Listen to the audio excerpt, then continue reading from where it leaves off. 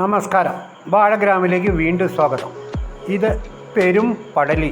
പേര് പോലെ തന്നെ ഒരുപാട് പടലയുള്ള ഒരു വാഴക്കുല ആയതുകൊണ്ടാണ് ഇതിനെ പെരുമ്പടലി എന്ന് വിളിക്കുന്നത്. ഇത് സാധാരണ നമ്മുടെ ഇന്ത്യയിൽ എല്ലായിടത്തും, പ്രത്യേകിച്ച് കേരളത്തിലെ കണ്ടുവരുന്ന ഒരു അപൂർവ ഇനം വാഴയാണ്. പൂവൻ പഴം, നാട്ടുപൂവൻ്റെ പഴത്തിൻ്റെ ടേസ്റ്റാണ് ഇതിനുള്ളത്. സാധാരണഗതിയിൽ ഒരു 300-നും മുകളിൽ വാഴക്ക ഇതിനുണ്ടാകാറുണ്ട്. ഏകദേശം 7 മുതൽ 10 മാസം വരെ സമയമെടുത്ത് കൊലയ്ക്ക് ഒരു 90 ദിവസം കൊണ്ട് മൂപ്പെത്തുകയും 7 മുതൽ 12 അടി വരെ പൊക്കം വയ്ക്കുകയും ചെയ്യും. ധാരാളം വാഴക്കന്നുകൾ ഉണ്ടാകാറുള്ള ഒരു ഇനം വാഴയാണ് പെരുമ്പടലി.